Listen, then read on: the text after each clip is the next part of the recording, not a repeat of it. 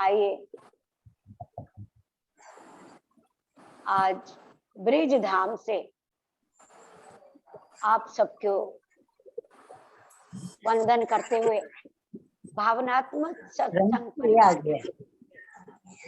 ये हम सत्संग कर रहे हैं। छोटा सा सेशन 45 मिनट्स का, जिसमें प्रभु की कृपा से आप और हम दोनों ही आनंद ले रहे हैं और ये आनंद प्रभु हमें हमेशा देते रहें, हमारी ये कामना है। और इस पथ पे प्रभु हमें चलाते रहें, ये हमारी इच्छा है। आगे भगवान जाने, उनका काम जाने। आइए नियम के अनुसार 5 बार ओम का उच्चारण कर ले और 5 बार गायत्री मंत्र का जाप कर लेते हैं। आगे देखते हैं गुरु क्या करवाना चाहते हैं।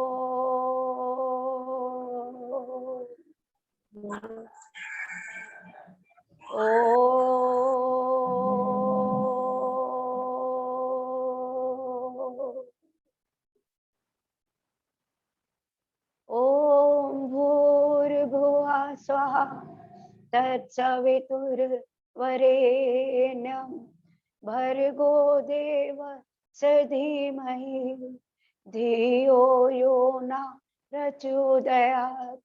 ओम भूर्भुवः स्वः तत्सवितुर्वरेण्यं भर्गो देवस्य धीमहि धियो यो न प्रचोदयात्। ओम भूर्भुवः स्वः तत्सवितुर्वरेण्यं भर्गो देवस्य धीमहि धियो यो न प्रचोदयात्। ओम भूर्भुवः स्वः तत्सवितुर्वरेण्यं भर्गो देवस्य धीमहि धियो यो न प्रचोदयात्। ओम भूर्भुवः स्वः तत्सवितुर्वरेण्यं भर्गो देवस्य धीमहि धियो यो न प्रचोदयात्। वक्रतुंड महाकाय सूर्यकोटि संप्रभा निर्विघ्नं कुरु मे देव सर्वकार्येषु सर्वदा। सर्वमंगल मांगल्ये शिवे सर्वार्थ साधिके शरण्ये त्र्यंबके गौरी नारायणी नमोस्तुते। वसुदेवसुतं देवं कंसचारूणमर्दनं देवकी परमानन्दं कृष्णं वन्दे जगद्गुरु।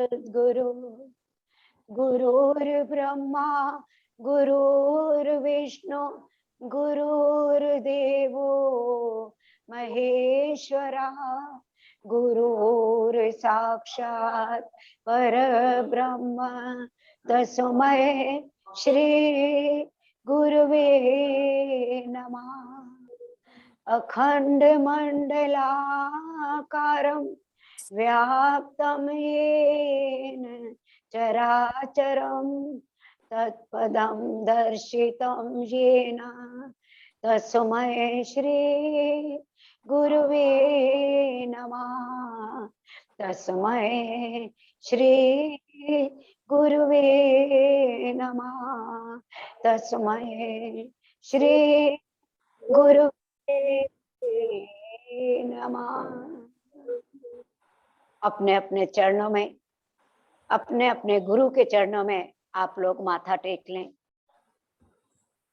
जिनके बताए हुए मार्ग पर हम लोग ये सदकर्म कर रहे हैं, उनकी प्रेरणा से हम लोग ये सब कर रहे हैं। कहते हैं भगवती भगवान की भक्ति करो परवान तुम, हम भी कर दो अमर जिस पे हो जाओ मेहरबान तुम। काली काल के पंजे से तुम ही बचाना आन कर, गौरी गोदी में बिठाना अपना बालक जानकर।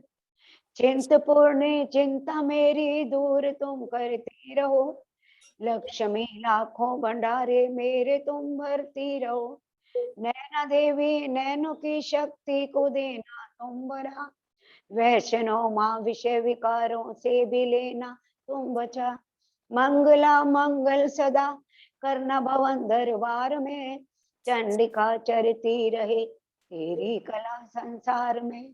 भद्रकाली भद्र पुरुषों से मिलाना सदा, ज्वाला जलना ईर्ष्यावश यह मिटाना कर कृपा। चामुंडा तुम दास पे अपनी दया दृष्टि करो, माता माने जतवा सुख संपत्ति से भंडारे भरो। माँ भगवती के समक्ष प्रार्थना की गई भक्तों ने कि हमें भद्रकाली भद्र पुरुषों से मिलाना तुम सदा।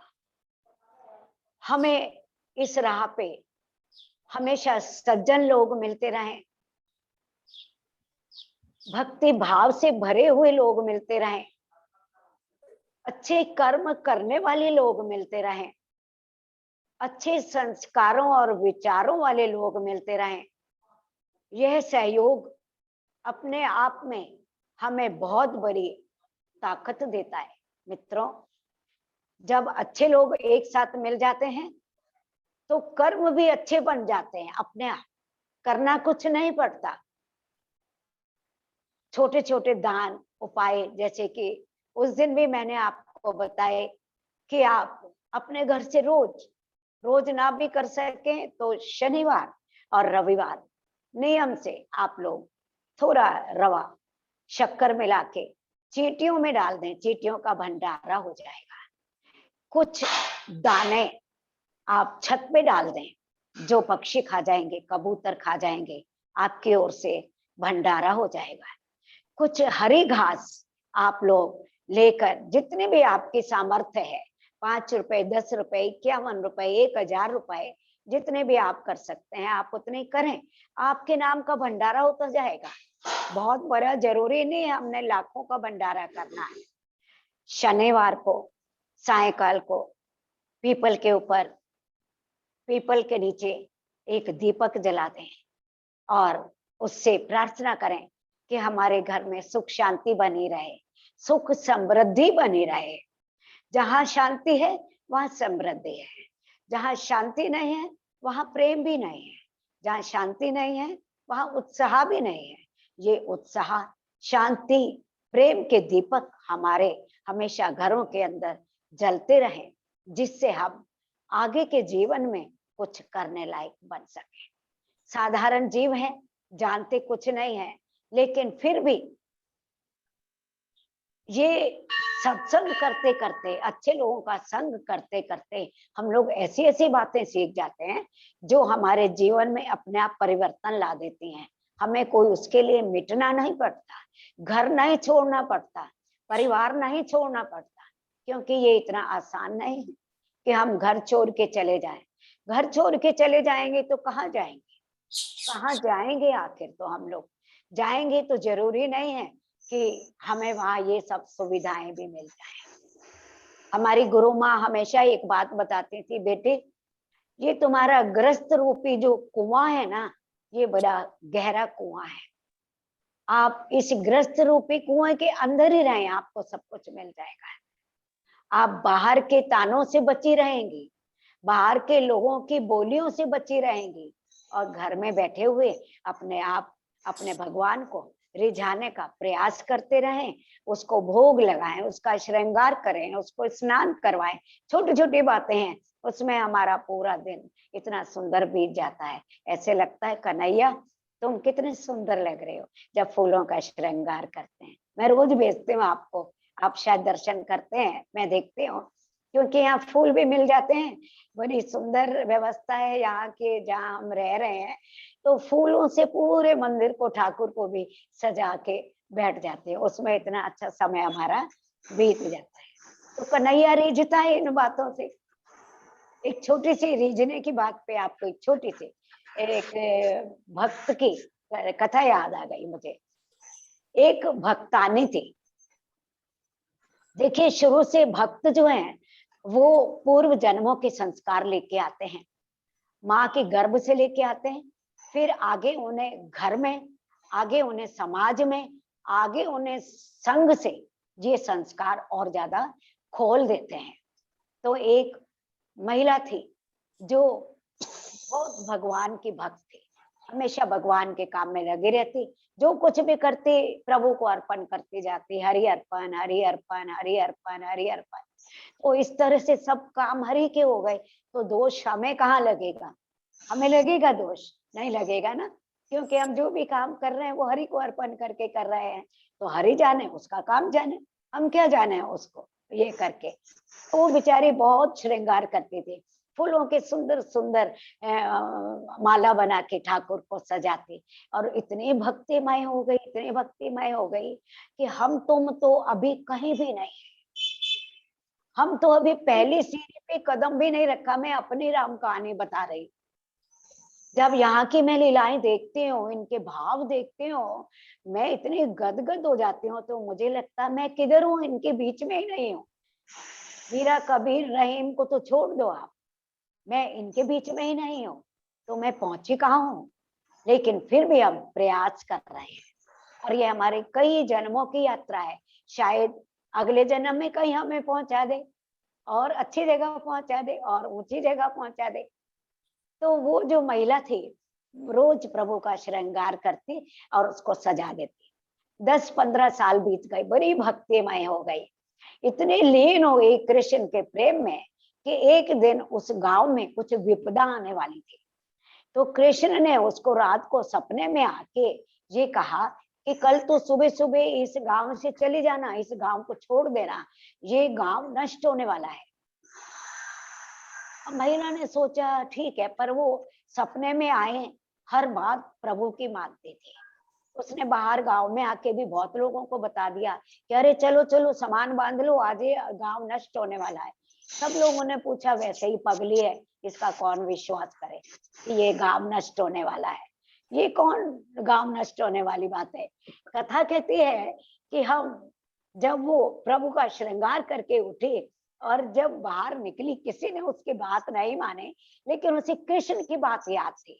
तो उसने एक बैलगाड़ी मंगवाई, उसके ऊपर अपने घर का सब सामान छोटा मोटा जो था वो बांधा और गाड़ी के ऊपर रख लिया और चलना शुरू हो गई। जैसे ही गांव के नजदीक पहुंचती है वो महिला कि कृष्ण की आवाज आती है, अरे तो वो सोई लाना तो भूल गई, जिससे रोज तो फूलों का हार बनाती है, मुझे बनाती है, फिर कल मुझे तो हार कैसे पहनाएगी। तो बहुत घबरा जाती है, बोली कन्हैया अब मैं कैसे करूं। तो बोलता जा भाग भाग के सुई लेके आ, नहीं तो कल से मुझे तेरे हाथों का बनाया हुआ हार नहीं मिलेगा। कथा बताती है बुरी मैया भागती भागती जाती है अपने गांव में और वहां से सुई लेके आती है, और जैसे जहाँ जाती है गांव वाले भी उसकी हंसी मजाक बनाते हैं, बोलते हैं देखो पगली फिर आ गई, बोलती थी गांव नष्ट हो जाएगा, अब ये छोटी सी अपनी सुई लेने आई है। और सुई लेके जैसे ही वो बैलगाड़ी पे बैठती है और बैलगाड़ी से उस गांव की सीमा को पार करती है कि उस गांव के अंदर आग लग जाती है, पूरा गांव नष्ट हो जाता है। आज उसे पता चलता है कि देखो कृष्ण हमें कैसे कैसे इशारे कर जाता है, पर हम उसके इशारे को समझते नहीं है। इशारा वही उसका समझ जाएगा जो उसके साथ में जुड़ा हुआ है। प्रेम की महिमा प्रेम वाला ही जानता है, दूसरा कोई नहीं जान सकता है। इस तरह से गांव वालों ने बोला अरे हम तो उसे पगले समझते थे, लेकिन वो तो देखो बड़ी कृष्ण की इतनी बड़ी भक्तानी हुई कि कृष्ण ने उसकी किस तरह से अंग संग रह के रक्षा की और वो बच जाती है। तो मित्रों, ये प्रेम लीला है, ये भाव लीला है, ये श्रद्धा की लीला है। जितना हम उसके प्रति समर्पण होते चले जाएंगे, उतने ही कृष्ण के समीप होते चले जाएंगे। हमें हर रूप के अंदर वो परमात्मा का दर्शन होना शुरू हो जाएगा। ऐसे ही एक और छोटी सी कहानी, ये छोटी छोटी कहानियां मुझे बहुत अच्छी लगती हैं। संत मुखवाणी सुनी हुई होती हैं, मैं सुनती रहती हूँ, और जो जो मुझे याद हो जाती हैं, अच्छी लगने लगती हैं, तो मैं आपको सुना देती हूँ। ना मैंने कुछ लिखा, ना मैंने कुछ किया, लेकिन मैं बीच में एक सिर्फ मीडिएटर बन गई कि उसका देखा, आपको सुनाया। मैंने क्या किया, हींग लगे ना फिटकरी, रंग चोखा होए। आप भी खुश हो जाते हैं, मैं भी खुश हो जाती हूँ, और कन्हैया की तो कन्हैया जाने। और खुशी होता होगा, अगर खुश नहीं होता तो हमें आज इस समय यहाँ क्यों बिठाए होता। वो यहाँ बिठाए हुए हैं, इससे पता चलता है कि उसकी कृपा हम सबके ऊपर हो रही है, मेरे ऊपर नहीं, आप लोगों के ऊपर भी। जो इस धरती से आप सुन रहे हैं, ये उसकी कृपा है। लेकिन दर्शन किसको होते हैं? जो विश्वास रखता है परमात्मा के ऊपर। तो एक छोटी सी और कथा मैं एक परमात्मा और भक्त के सुनाती हूँ आपको, मुझे बहुत अच्छे लगी, आप भी सुने। एक राजा था, उस राजा ने अपने नगर के अंदर बहुत बड़ा मंदिर बनाया, बहुत सुंदर मंदिर बनाया। लोग बहुत दर्शन करने के लिए भी आते वहां, बड़े धन्य समझते अपने आप को, सौभाग्यशाली समझते अपने आप को। बहुत प्रसन्न था वो राजा मंदिर बना के। तो एक दिन परमात्मा बड़े प्रसन्न होते हैं और उसको दर्शन देते हैं, और उसको पूछते हैं कि राजा, आपने बहुत अच्छा काम किया है, अब पहले ये बताओ कि आप कुछ मुझसे मांग लो, जो मांगना चाहते हो। बोले अच्छा प्रभु, जो मैं आपसे मांगू तो आप मुझे देंगे? बोले जरूर दूंगा। तो बोले प्रभु एक काम करो, मुझे तो आप दर्शन दे ही रहे हो, मेरे इस पूरे नगर की प्रजा को भी आप दर्शन दो, मेरी ये इच्छा है। प्रभु ने बोला नहीं राजन, आप गलत काम कर रहे हो, हर कोई इसका अधिकारी नहीं होता है, आप ये काम मत करो। बोले नहीं राजन, नहीं प्रभु, मेरी इच्छा है कि मेरे नगर की प्रजा भी मेरे साथ आपके दर्शन करे। तो बोले ठीक है, ये भी करके देख लो आप, अगर करना चाहते हो तो उसने बोला ठीक है, कल मैं उधर इतने दूरी के ऊपर, पहाड़ी के ऊपर तुम्हें मिलूंगा, तुम अपने नगर की प्रजा के साथ आ जाना, और मैं तुम्हें भी और तुम्हारी प्रजा को भी दर्शन दूंगा। कथा बताती है कि राजा ने पूरे नगर के अंदर अनाउंसमेंट करवा दी कि कल सुबह 7 बजे यहाँ महल के पास सब जमा हो जाएं, परमात्मा दर्शन देने आएंगे, हम सब चलेंगे उनके पास और दर्शन करेंगे। और सब राजा के साथ हो लेते हैं, बहुत प्रसन्न होते हैं कि अरे वाह, हमारी तो किस्मत जग गई, आज हमें दर्शन हो रहे हैं प्रभु के, चलो दर्शन करते हैं। और हरि कीर्तन करते हुए, करते करते करते करते वो वहां पहुंच जाते हैं। क्या बोलते हैं हरि कीर्तन करते हुए? आप भी अपने बैठे जिस स्थान पर बैठे हैं उस स्थान से 2 मिनट के लिए हरि कीर्तन कर लें, हल्के हल्के तालियां बजाते हुए। हरे रामा रामा रामा हरे हरे, हरे कृष्णा कृष्णा कृष्णा हरे हरे, हरे रामा रामा रामा हरे हरे, हरे कृष्णा कृष्णा कृष्णा हरे हरे। गोविंद मेरो है, गोपाल मेरो है, गोविंद मेरो है, गोपाल मेरो है, श्री बांके बिहारी नंदलाल मेरो है, तेरे बांके बिहारी नंदलाल मेरो है, गोविंद मेरो है, गोपाल मेरो है, गोविंद मेरो है, गोपाल मेरो है। तेरे बांके बिहारी नंदलाल मेरो है, तेरे बांके बिहारी नंदलाल मेरो है। हरि कीर्तन करते करते जा रहे हैं, सभी लोग बहुत प्रसन्न है। सबसे पहले वहां देखते हैं प्रभु ने अपनी माया बिछानी शुरू की। परमात्मा ने सबसे पहले वहां सोने के सिक्के डाल दिए, इतने सिक्के डाल दिए, ढेर लगा दिए।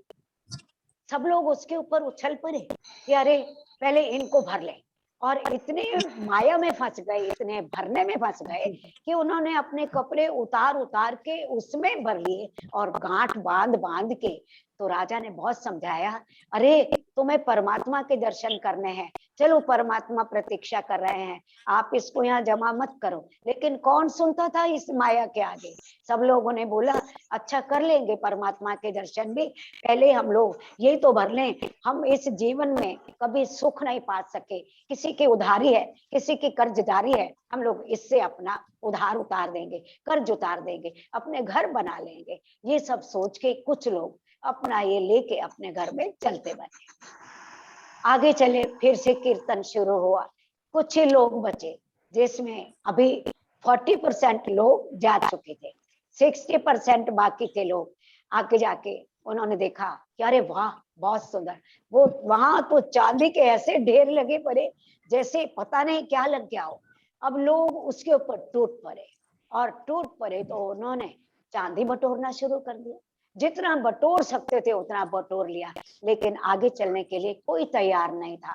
राजा ने बहुत समझाया कि यहाँ मत रुको, प्रभु तुम्हारे इंतजार कर रहे हैं, वो तुम्हें दर्शन देने के लिए आ रहे हैं, चलो आगे चलते हैं। लेकिन लोग कहाँ सुनते हैं, लोग कहाँ सुनते हैं। उन्होंने चांदी भरी और अपने घरों के अंदर चले गए।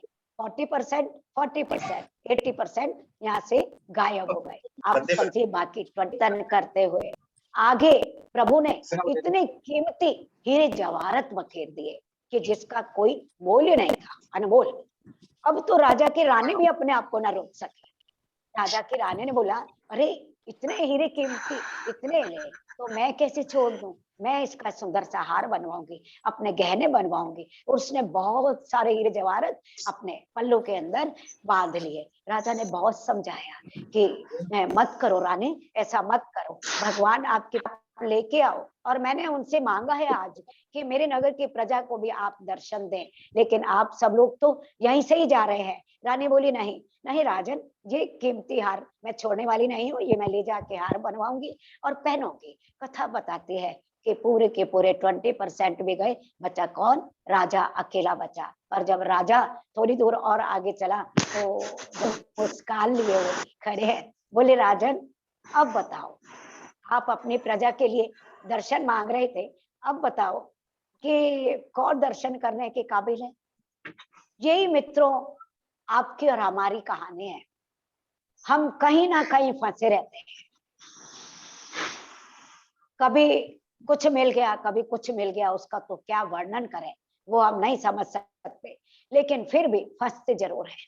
और जितना समय निकलता है हम उसको देते हैं और उसमें हम उसका शुक्राना करते हैं कि चलो प्रभु ने ये तो हमें दिया हुआ है, हम उसमें ही संतुष्ट हैं। तो उस दिन राजा बहुत निराश होता है। राजन बोलता है, प्रभु मैं बहुत शर्मसार हूँ, बहुत शर्मसार हूँ, मैंने आपसे कुछ गलत मांग लिया, ठीक नहीं मांगा। तो बोले कोई बात नहीं राजन, आप अपने राज्य में जाओ, धर्म परायण राजा हो, आप प्रजा के पालक हो, आप उनको बताते चलो, समझाना आपका काम है, समझना उनका काम है। हर आदमी को आप नहीं समझा सकते, ये आपकी और मेरी कहानी है। हम जितने मर्जी लोगों को एकत्रित करने की कोशिश करें, लेकिन आते वही है जो अपने घर बार से थोड़े से छूटे हुए होते हैं।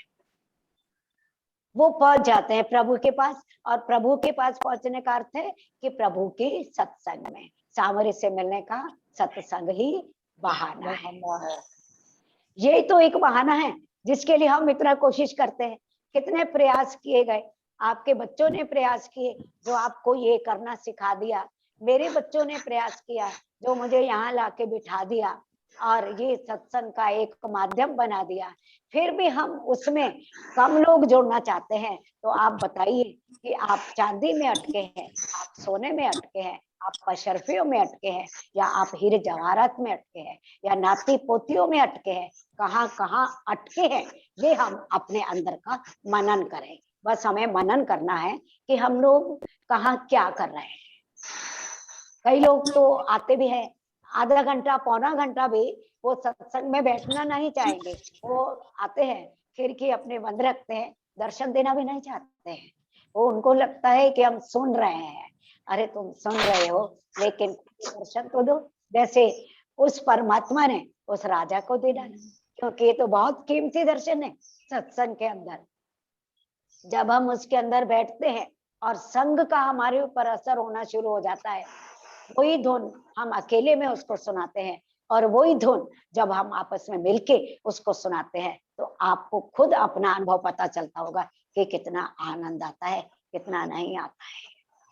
क्योंकि सामूहिक शक्ति काम कर रही होती है। कहते हैं ना कि अगर हवा भी खुशबूदार फूलों के पास से गुजर जाती है, तो वो हवा भी खुशबूदार हो जाती है। हवा भी खुशबूदार हो जाती है, चारों तरफ उसके खुशबू फैल रही होती है, और हम लोग दूर से पहचान जाते हैं कि देखो कितने सुंदर खुशबू आ रही है ना इन फूलों की, कितनी सुंदर खुशबू आ रही है इन फूलों की, कितना अच्छा लगता है। ऐसे ही ये सत्संग, नाम सिमरन, भजन कीर्तन की खुशबू है, जो परमात्मा की कृपा से आप और हम सब मिलके इस परिवार को चला रहे हैं, और ये बहुत अच्छा चल रहा है। मुझे बहुत गर्व है, रियली मुझे इतना प्राउड फील होता है जब मैं देखती हूँ कि सब बहनें अपने टाइम से 3 बजते ही हाथ जोड़ देती हैं सुंदरकांड परिवार के अंदर। चाहे वो बाद में पाठ कर रही हो या ना कर रही हो, ये उनका अपना विश्वास और आस्था है, उसको कोई देखने नहीं जाएगा, लेकिन वो कर रही हैं, उनको समय का ज्ञान है, और बैठ के और दूसरों को भी रास्ता दिखा रही है और खुद भी रास्ता देख रही है। क्योंकि ये तो हमारा जीवन है ना, ये तो हमारा जीना है ना, मानव चोला मिला है हमें इतने 84 लाख योनियों के बाद में। जब ये अंतिम हमें चोला मिल गया, तो भी अगर हम लोग सत्संग में आके बैठ के उसका ज्ञान प्राप्त ना करें, और फिर ज्ञान प्राप्त करके हमें उसके ऊपर चलना है, ये विशेष है। और चलना इसी को कहते हैं, जैसे आजकल हम लोग कर रहे हैं कि हम चल ही रहे हैं, हम चल ही रहे हैं। जैसा कि मैंने उस दिन आपको बताया था, जब मैं आ रही थी, इस समय बाहर बहुत गर्म धूप होती है, एकदम तपती धूप होती है। मंदिर तक आने में मुझे 14-15 मिनट मुझे लग जाते हैं मेरी स्पीड से, तो मैं आ जाती हूँ और मन में बड़ा सुंदर विचार लेती है कि प्रभु आप मेरी एक एक हाजिरी को देख रहे हो, मैं आपके पास आ रही हूँ। और मुझे सचमुच उस समय ऐसा अनुभव होता है कि वो सामने से दिखाई दे रहे हैं कि बस ये रहा मंदिर, ये रहा मंदिर, ये रहा मंदिर, और चलती हूँ और उन हाजिरियों की लगाते हुए प्रभु के चरणों में आके माथा लगा के, माथा टेक के, और आप लोगों के दर्शन करने के लिए मुझे विशेष उत्साह रहता है कि मेरी बहनें आज आएंगी, जूम के माध्यम से हम लोग आपस में मिल भी लेंगे और सत्संग भी कर लेंगे।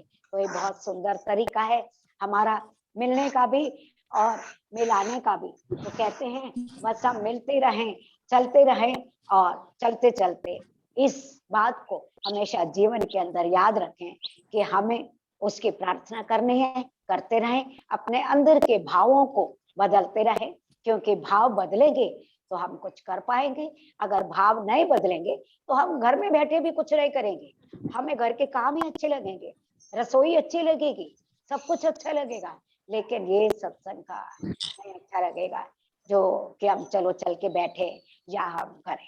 तो ये है सत्संग की महिमा का, जो हम लोग आपस में मिलके कर रहे हैं।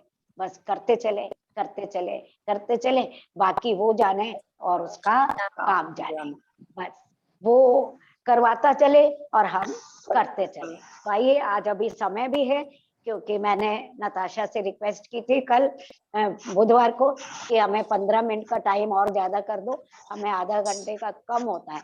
तो वो हंस पड़ी, बोली मम्मी आराम से करो आप, मेरे को मैं अपना लेट कर लूंगी, आप अपना करो जो आपको मिलना है भाई ये करके। तो अभी हमारे पास समय है, तो आइए कौन बहन है जो समय की मर्यादा के अनुसार भजन सुनाएंगी, वो अपना वहां से भजन सुनाए, हम भी आनंद लेंगे, आप भी आनंद लेंगे, और प्रभु के चरणों में आपकी हाजिरी भी लग जाएगी। सुनाइए, कौन सुना रहे?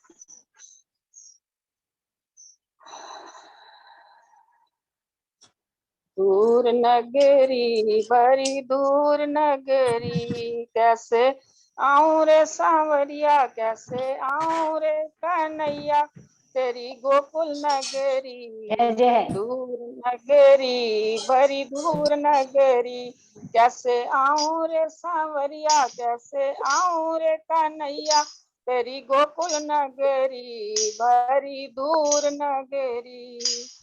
धीरे धीरे आऊं काना कमर मोरी लचके, धीरे धीरे आऊं काना कमर मोरी लचके, जल्दी आऊं तो छलक जाए डगरी बड़ी दूर नगरी, कैसे आऊं रे सांवरिया, कैसे आऊं रे कन्हैया, तेरी गोकुल नगरी बड़ी दूर नगरी। दूर नगरी बड़ी दूर नगरी, सखी बहुत बहुत संग धन्यवाद रेशमा जी, बहुत बहुत धन्यवाद। समय की मर्यादा है, और आज ना यहाँ यूपी के राज्यपाल आ रहे हैं मंदिर में, मैं उनका इंतजार कर रही हूँ। पौधे लगाने हैं, तो आज इसको यहीं पूर्णाहुति करते हैं। आप लोग प्रार्थना कर लें सब। हे ईश सब सुखी हो, कोई ना हो दुआरे, सब हो निरोग भगवन, धन धान के भंडारे, सब भद्र भाव देखे पथिक हो, भूखा न कोई सोवे, सृष्टि में प्राणधारी, सब सुखी हो, कोई ना हो दुखारी। राम राम की माला कर ले। राम राम एक, राम राम दो, राम राम तीन, राम राम चार, राम राम पाँच, राम राम छः, राम राम सात, राम राम आठ, राम राम नौ, राम राम 10, राम राम 11, राम राम 12, राम राम 13, राम राम 14, राम राम 15, राम राम राम राम 16, राम राम 17, राम राम 18, राम राम राम राम राम 21, राम राम 22, राम राम 23, राम राम 24, राम राम राम 26, राम राम 27, राम राम 28, राम राम 29, राम राम 30, राम राम 31, राम राम 32, राम राम 33, राम राम 34, राम राम 35, राम राम 36, राम राम 37, राम राम 38, राम राम 39, राम राम 40, राम राम 41, राम राम 42, राम राम 43, राम राम 45, राम राम 46, राम राम 47, राम राम राम राम 49, राम राम 50, राम राम 51, राम राम 52, राम राम 53, राम राम 54, राम राम 55, राम राम 56, राम 57, राम राम 58, राम राम 59, राम राम 60, राम राम 61, राम राम 62, राम राम 63, राम 65, राम राम 66, राम राम 67, राम राम 68, राम राम 69, राम राम 70, राम राम 71, राम राम 72, राम राम 73, राम राम 74, राम राम राम राम 75, राम राम 76, राम राम 77, राम राम 78, राम राम 79, राम 80, राम राम 82, राम राम राम राम 84, राम राम 85, 85, राम राम 86, राम राम राम राम 87, राम राम 88, राम राम 90, राम राम 91, 91, राम राम 92, राम राम 93, राम राम 94, राम राम 95, राम राम 96, राम राम 97, राम राम 98, राम राम 99, राम राम 100, राम राम 1, राम राम 2, राम राम 3, राम राम 4, राम राम 5, राम राम 6, राम राम 7, राम 8, माला 108 की जपत रहे हनुमान, हम सब आए शरण आपकी, करो सबका कल्याण, सियावर रामचंद्र की जय, पवन सुत हनुमान की जय, उमापति महादेव की जय, बोलो भाई युगल जोड़ी सरकार की जय, बोले वृंदावन धाम लाल की जय, जय, बोले बाके बिहारी लाल की की जय, जय हो। बोले बरसाने वाली की जय। सबको राम राम जी, राम कोटि राम कोटि धन्यवाद। राम राम राम राम। भावनात्मक परिवार के सभी सदस्यों को जो हमें इसके लिए मदद कर रहे हैं उनका विशेष धन्यवाद। करण बेटे आपका विशेष धन्यवाद, आज के दिन आपने हमें बहुत बड़ी हेल्प कर दी, और साथ संगत को धन्यवाद। राम राम राम राम दीदी, राम राम, राधे राधे।